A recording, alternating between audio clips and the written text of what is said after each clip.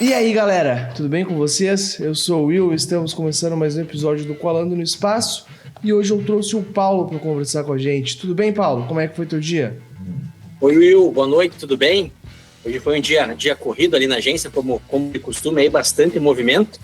Ficamos aí até um pouco mais tarde, mas felizes da oportunidade de estar participando aí desse momento com vocês. Ah, coisa boa. Fico muito feliz por ter aceitado e poder trazer as tuas vivências aí no mundo mercado financeiro para nós, né? Mas vamos lá. Primeira coisa, te apresenta para mim e para quem está nos ouvindo. Quem é Paulo? Então, eu sou o Paulo, sou natural de Passo Fundo, sou formado aí em administração de empresas pela Universidade de Passo Fundo, tenho pós-graduação em gestão de cooperativas de crédito e estou como gerente de agência da Cressol em Soledade há cerca de um ano e 8 meses. Ah, que legal isso aí, cara. Mas e tu sempre quis ser bancário? Sempre quis estar no meio financeiro ou como é que foi isso? Porque eu vi ali no teu LinkedIn que tua trajetória é grande já nisso aí, né? Isso, eu comecei a minha trajetória no mercado financeiro lá em 2011, num estágio junto ao Sicredi. Então aí já são quase 14 anos no mercado financeiro e eu sempre comento com o pessoal que eu praticamente só fiz isso da minha vida, né? Sim. Auxiliei um pouco o meu pai num comércio que ele tinha no município de Ernestina, ali numa agropecuária, mas fora isso, as minhas atividades foram todas aí voltadas no mercado financeiro, desde dos primórdios, do estágio, do caixa, do atendimento pessoa física, depois atendimento pessoa jurídica, até chegar agora na gestão de uma agência, que sempre foi o meu objetivo. Mas isso sempre te chamou a atenção? Como é que foi? Sim, sempre foi algo que me chamou a atenção. Eu dei desse modelo de trabalho, essa parte comercial, de poder estar entregando um produto financeiro aí que faz sentido aí para as pessoas, mas também está podendo ter uma gama de produtos aí que eu vejo que são muito importantes no nosso dia a dia. Então foi algo que me chamou sempre a atenção. Enfim, quando eu trabalhava também ali no comércio com meu pai, eu fazia a parte bancária ali para ele, então eu via as pessoas atuando, a maneira como elas atuavam aí, enfim, nos bancos que a gente utilizava, e algo que sempre me chamou a atenção. Ah, que legal, cara. Eu fico pensando que eu fui conhecer o ramo bancário, o mercado financeiro mesmo, ano passado. Conhecer que eu digo, sempre conheci, todo mundo sempre conhece, mas só vai entender como é que funciona quando tu entra em alguma instituição, né? Então tu acaba entendendo as coisas, os pormenores ali, por que às vezes não liberam crédito, por que libera, o que faz ajudar, o que faz não ajudar, né? E eu vejo que tu pode me responder melhor do que ninguém. Tu trilhou todos os cargos do banco até o gerente geral. O que tu mais vê que acontece assim num novo candidato que está chegando? O que ele tem que ter para poder trilhar essa carreira no setor bancário, né? Acho que hoje, em primeiro lugar, virou primordial as questões das certificações, né? Então, tanto a CPA 10 como a CPA 20, elas são porta de entrada porque elas fornecem para a gente um pouco aí de conhecimento sobre os produtos financeiros aí que o sistema financeiro aborda. Então, eles trazem uma noção bem importante antes mesmo do ingresso aí numa instituição privada, pública, numa cooperativa. Então, acho que eles são a porta de entrada para a gente entender um pouquinho de tudo que é trabalhado dentro de uma instituição financeira, como tu comentasses, né? A gente entender um pouco mais os pormenores aí. A gente conhece, eu acho que quase todo mundo conhece do mercado financeiro um pouco, porque tem o seu banco, onde recebe seu salário, onde faz o seu empréstimo, as suas movimentações, mas os pormenores, às vezes a gente acaba não conseguindo se aprofundar nisso, né? Então, isso serve de porta aí para o nosso conhecimento. E tem coisa, né? Nossa Senhora, eu sempre comento coisa. Que, enfim, vamos lá, são desde 2011 aí no mercado financeiro, e todo dia a gente aprende uma coisa nova, né? A gente... Claro. Nunca vai saber tudo, e até porque é um mercado muito mutável, né? Às vezes, hoje é uma coisa, amanhã já alterou, a gente tem que se adequar, tem que aprender, é um estudo constante, então a gente está sempre aprendendo. A cada 45 dias muda, a gente pode dizer assim, né? Sempre tem alguma coisa que mudou, é a taxa que aumentou, a Selic que subiu, as taxas de juros que mudaram, é um produto novo que foi criado, uma tecnologia nova que a gente está instalando. Então, é um mercado que assim, está em constante movimentação e mudança, né? Sim. Sim. E tu, quando tu tava como estagiário lá, tu te imaginava como gerente geral de agência já, né? Sim, isso muito graças aos gerentes que eu tive ao longo da carreira, principalmente quando eu comecei o estágio. Então a gente tinha neles figuras aí que a gente admirava, enfim, via a metodologia de trabalho deles, e foi algo que sempre também me chamou a atenção. Foi um trabalho que a gente foi construindo aos pouquinhos aí esse perfil. Estamos aprendendo ainda, eu sempre comento que estou há 1 ano e 8 meses aí à frente da agência, mas ainda estou aprendendo muito a ser um gestor, né? Então, algo que sempre me chamou a atenção, mas motivado pelos gestores também que eu tive ao longo da minha trajetória. Sim, não, isso todo dia tu vai aprender, como tu já me comentou também. Desde quando tu começou, todo dia tu tá aprendendo uma coisa nova. Todo mundo, todo dia eu acho que aprende uma coisa nova. Se a gente não aprende uma coisa nova, eu acho que a gente tá fazendo alguma coisa de errado, né? Exatamente, acho que a gente sempre tem que ter essa visão de que a gente sempre pode melhorar, que a gente sempre pode se aperfeiçoar, que a ideia do colega, muitas vezes, que está do outro lado, ela é válida, a gente tem que ouvir, tem que entender, as decisões elas têm que ser tomadas em conjunto. Então, também é válido a gente saber que a gente sempre tem que ouvir também os demais aí que estão nos ajudando no nosso dia a dia, claro, e moldando o nosso perfil aí, se aperfeiçoando. Agora eu vou te fazer uma pergunta relacionada a isso.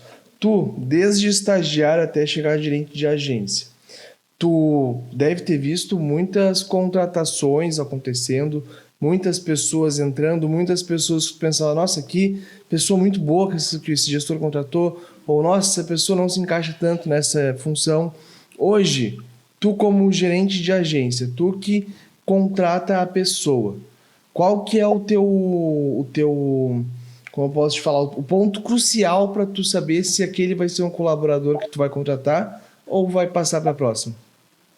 O que a gente sempre procura, o que eu procuro fazer em primeiro lugar é entender um pouco da história da pessoa, entender o que ela pensa para o futuro dela também, aí também entender o longo prazo dela, enfim, entender por todo o processo que ela passou na construção da carreira dela, porque como a gente comenta, a gente tem cargos que são comerciais, mas a gente também tem cargos que são administrativos, então a gente tem que entender o perfil de cada um para que a gente consiga colocar as pessoas certas, nas cadeiras certas, para que também elas possam trabalhar felizes, que elas consigam entregar um resultado de acordo com o que sabem fazer muito bem. Então, eu procuro olhar por esse lado, sabe? Entender um pouquinho da trajetória de cada um, o que eles pensam também a longo prazo para suas carreiras, para que eu possa tentar, no momento de contratação, enquadrar a pessoa na melhor vaga para ela.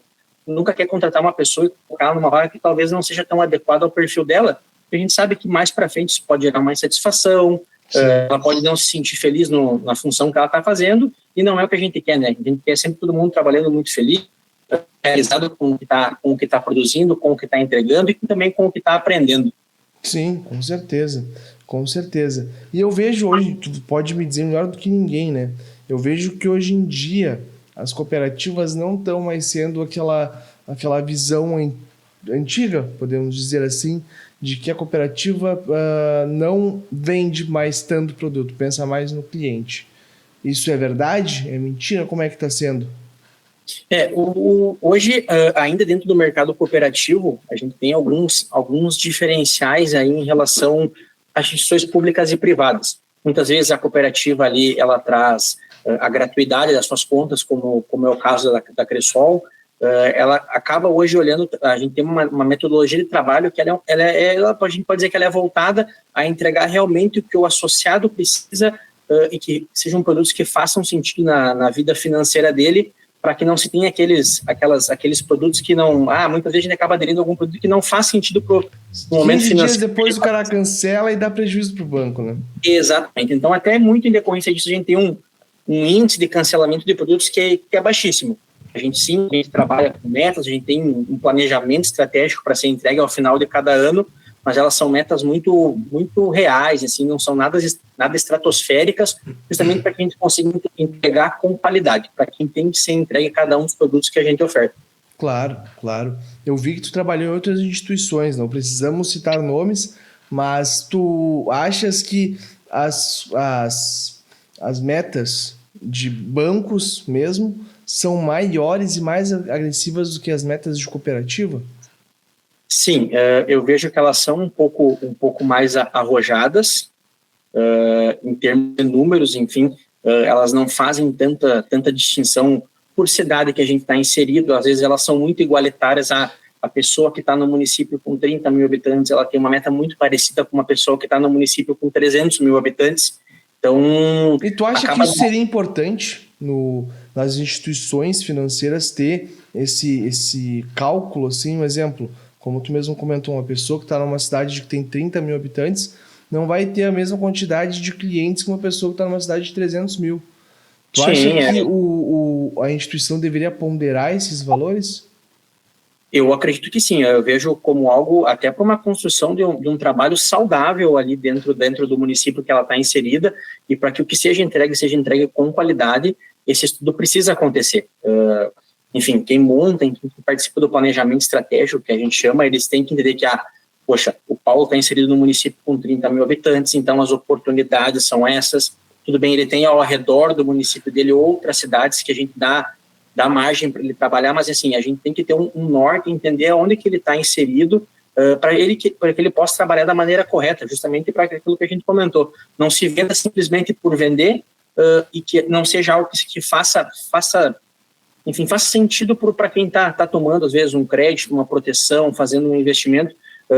A gente tem que entregar realmente o que as pessoas precisam no mercado hoje. Sim, tem que entregar o que precisa e o que faz sentido para a pessoa, porque realmente, como tu mesmo comentou, não adianta vender um seguro que o cliente nem sabe de onde está sendo aquele dinheiro, nem sabe para onde está indo o dinheiro, e quando vê ele chega na agência e já cancela o seguro, né? Isso acaba gerando muito mais custo para qualquer instituição, falando aqui. Banco, cooperativa, qualquer coisa, né? Seguradora também. Então, o cliente tem que estar ciente do que está contratando para conseguir até mesmo indicar para outros parceiros dele, né? Exatamente, eu acho que eu comento sempre que a melhor propaganda que a gente tem, temos propagandas em rádios, em televisão, mas ainda é o boca a boca do nosso associado hoje. Então, a gente realmente tem que entregar algo correto para ele que ele também nos ajude a levar um pouco mais da nossa instituição aí para a comunidade como um todo. Sim, com certeza. E hoje em dia, qual que tu acha que são os maiores desafios do mercado financeiro no geral? Vamos lá, a concorrência hoje ela é muito, muito grande. Fala um pouquinho sobre o município que eu tô inserido. Nós temos uma cidade com 30 mil habitantes e temos 5 instituições financeiras dentro desse mercado. Então, ela acaba sendo uma competição muito grande. Mas, claro, a gente tem uma gama de oportunidades gigante lá também. E aí é hora da gente, muitas vezes, mostrar o nosso diferencial, né? Sim, sim. E eu vejo que, muitas vezes, as cooperativas têm taxas menores que os bancões, né? Sim. Por que se dá isso, tu sabe me dizer? Como eu comentava antes, as cooperativas, enfim, a cooperativa que eu estou inserido hoje, ela trabalha dessa metodologia como eu te comentei, tentando entregar produtos que façam sentido para o associado, que permitam a ele ter uma tranquilidade na vida financeira dele, que façam que ele leve um pouquinho da Cressol também para outras pessoas. Então, a gente opta por trabalhar com taxas talvez um pouco menores, mas manter esse associado saudável, manter ele dentro da cooperativa, do que muitas vezes, eu trabalhar com taxas exorbitantes, muitas vezes possivelmente afundar um cliente ou um associado e não conseguir mais trabalhar com ele no futuro, né? Não é o que a gente quer. Com certeza, com certeza. Nenhum associado quer também, né? Exatamente. Porque imagina, hoje em dia o teu foco aí em Passo Fundo, não, Soledade, o teu foco é mais o agro, ou não? Hoje já ele não é, nós iniciamos, enfim, a cooperativa iniciou com esse foco no agro, e foi esse foco no agro, esse crescimento, principalmente nos interiores, que nos permitiu hoje também atingir o público, tanto pessoa física como pessoa jurídica. Hoje a receita da minha agência ela é muito dividida entre esses 3 públicos, tanto o agro como pessoa física, como pessoa jurídica também. A gente consegue atender todo o mercado. Deixa eu te fazer uma pergunta bem de leigo aqui, tá? Porque eu nunca fui atrás para entender, e tu é uma das primeiras pessoas que estou conversando que trabalha diretamente no agro, né? Qual que é a diferença do agro, pessoa física, e do PJ, assim? No agro, a gente tem uma série de linhas que vão atender o produtor rural, e essas linhas se diferenciam das linhas da pessoa física, por exemplo, na questão de taxas. No agro, a gente traz algumas linhas que são subsidiadas pelo governo, como o Pronaf, como o Pronamp, enfim, de acordo com o enquadramento de cada produtor. Ele tem algumas taxas que são bem diferenciadas e também algumas condições de pagamento que são diferenciadas em relação à pessoa física e, claro, também à pessoa jurídica, né? Ele vai ter um portfólio de produtos na pessoa jurídica, ele é um pouco diferente ali do pessoa física. Sim. Então, o agro, podemos dizer que se encaixa ali no pessoa jurídica também, só que tem mais coisas. O agro ele tem um portfólio, digamos, um pouco mais elaborado na quantidade de produtos que um produtor rural, por exemplo, vai ter acesso. Entendi. Com uma série de condições diferenciadas. Muitas vezes, numa linha de investimento, ele vai ter 4, 5 tipos aí de fundos que vão estar subsidiando essa linha, então tem essa gama um pouco maior aí de opções dentro do agro, né? Sim. Tu acaba tendo mais opções ali para tu poder fazer um investimento correto ou contratar um produto certo também, né? Porque eu imagino que deve ter muita coisa aí. O agro está vindo muito forte, né? Sim, o agro, enfim, ele vem num crescimento constante, apesar dos últimos anos aqui para a nossa região, a gente ter sido muito afetado pela questão da seca e das chuvas também, né? Isso as que duas eu te perguntar. Soledade foi atingido pelas enchentes que teve aqui no Rio Grande do Sul ano passado? Nós tivemos áreas ali que foram atingidas, teve uma perda aí considerável da produção rural ali naquela questão das enchentes. Agora a gente passa por um período de estiagem também que afetou bastante a colheita do pessoal aí nos últimos 40, 50 dias, então é algo que nos preocupa porque é algo que já vem recorrente aí de 5, 6 anos, né? Então temos trabalhado aí também para fornecer um apoio para o produtor rural para que também ele consiga continuar existindo, né? Consiga continuar trabalhando, né?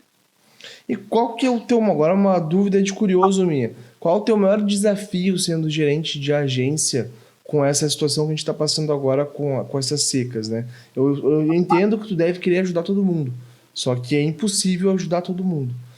Tu não pode tirar dinheiro do banco e emprestar a torta e a direita, porque daqui a pouco o banco vai ficar sem dinheiro, e daí complica tudo, né? Então, qual que é o maior desafio que tu tens hoje nessa questão de estiagem ou também com as chuvas? Como é que tu lida com isso sendo o gerente assim, da agência?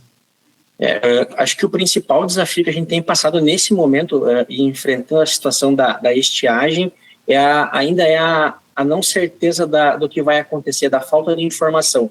Porque, pode chegar ali, principalmente no dia 15, que é quando vencem as operações rurais, agora em maio, e normalmente 2, 3 dias antes é que o governo vai divulgar alguma medida, algo que vai tratar isso. Então, a gente tem essa angústia também que o produtor tem de muitas vezes não ter a informação clara ainda para passar para ele.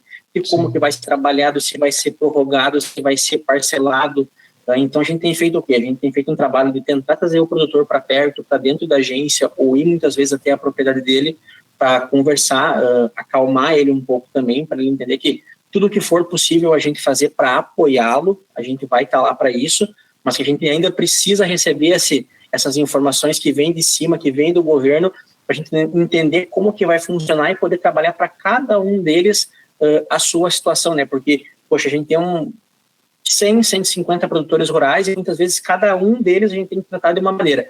Esse vai ser trabalhado assim, esse de tal maneira, esse vai ser feito dessa forma. Então, essa ainda é a nossa maior dificuldade, não temos a informação rápida para se trabalhar de maneira antecipada. Cada caso é um caso, né? Exatamente. A gente fica assim como eles, a gente também fica muito, muito angustiado porque a gente quer resolver, a gente quer ajudar eles também, porque para a gente ir bem, a gente precisa que eles também vão bem, né? Então, é um trabalho em conjunto, né? Uma via conjunta que a gente trilha aí. Uma mão lava a outra, né? No final, tudo é sempre assim. É isso aí. A minha agência, a Cressol, como um todo, só vai bem se o meu produtor rural, se a pessoa física que está lá comigo, a empresa que está lá comigo for bem, senão também...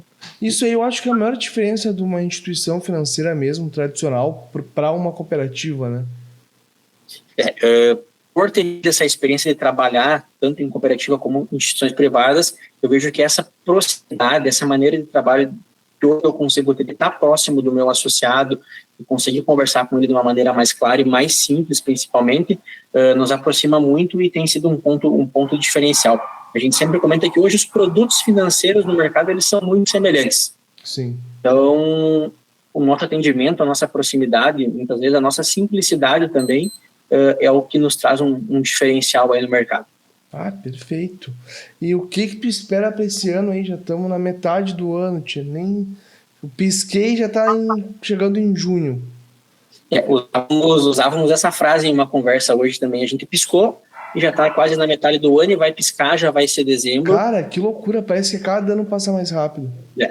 Quando o ano iniciou, a gente sabia que ia ser um ano desafiador, que ia ser um ano dificultoso, que demandaria muito trabalho, mas nessa amostragem aí desses 4 primeiros meses, a gente trouxe boas entregas, bons resultados, então isso nos traz uma felicidade, enfim, uma clareza também para continuar nesse trilho também, uma tranquilidade para se trabalhar, enfim, se trabalhar da maneira que a gente já vem trazendo, justamente para trazer um pouco mais de tranquilidade para todo mundo na agência ali.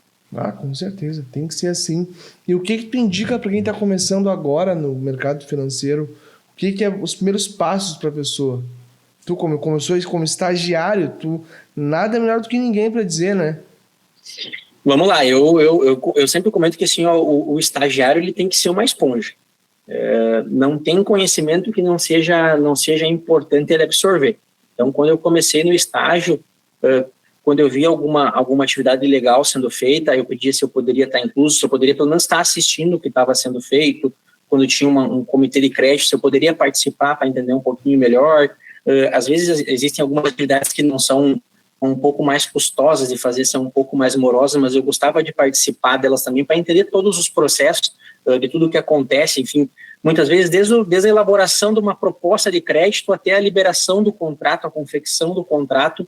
Então, eu sempre comento que, assim, para o estagiário, para quem está começando no sistema financeiro, essa metodologia, uma esponja, tentar absorver o máximo de conteúdo possível aí, porque faz diferença aí depois na construção da nossa carreira. Ah, com certeza. E também tirar a certificação, né? Eu acho que é a coisa mais óbvia. Mais óbvia não, mas a primeira coisa que tem que fazer é tirar a certificação. Como a gente comentava lá no início, né? Para quem ainda não está no mercado financeiro e está querendo começar nesse mercado, eu acho que é algo que vai te trazer um norte. Sim. Tu vai entender um pouquinho ali sobre os investimentos, sobre as tributações, sobre os produtos que são trabalhados dentro de uma instituição financeira, enfim, cada um dos órgãos aí que compõem o nosso sistema financeiro na sua totalidade. Então, assim, a certificação é um passo muito importante para o nosso primeiro conhecimento, para a nossa entrada. Mas, assim, nada supera aí o conhecimento que a gente vai adquirindo aí no dia a dia aí com as outras pessoas. Eu estou há bastante tempo nesse mercado e me sinto aí extremamente realizado e feliz aí de estar nele ainda. Ah, coisa boa. Fico muito feliz de ouvir isso. E quais são as tuas redes sociais e considerações finais? Eu tenho o meu Instagram, que o pessoal pode estar me seguindo lá, que é o @pauloberdian. Tenho o meu LinkedIn também, que também é Paulo Berdian, com ele no final. Agradecer a oportunidade, é o primeiro momento, primeira vez que eu participo desse formato, então te agradeço também por me ouvir. Peço desculpas aí se em algum momento a fala ficou rápida, não ficou tão clara, mas a gente também está aprendendo, está se desenvolvendo nisso. Estou fazendo também um curso de oratória para melhorar a minha fala também. Então, agradecer a vocês, dizer que estou sempre à disposição. Em outro momento, quando quiserem conversar conosco também, enfim, qualquer dica, qualquer instrução também, o pessoal pode me procurar, pode mencionar tanto o LinkedIn como o Instagram, que eu estou à disposição aí para estar compartilhando um pouquinho das minhas vivências. Coisa boa, Paulo, coisa boa. Muito obrigado por ter aceitado participar aqui do Coalando, tá? E para tu que está nos vendo, não te esquece, que eu já estou falando todo episódio, que para tu tirar a certificação da Ambima é o melhor esse ano, porque ano que vem vai mudar tudo e daí tu vai te perder, os professores vão se perder, todo mundo vai se perder, porque vai ser prova nova, vai ser tudo diferente. Não te esquece também de deixar o like aqui, compartilhar com teus amigos, seguir o Paulo, que vai estar tudo aqui no primeiro comentário fixado, tá bom? Se cuida, um beijo, até uma próxima e tchau!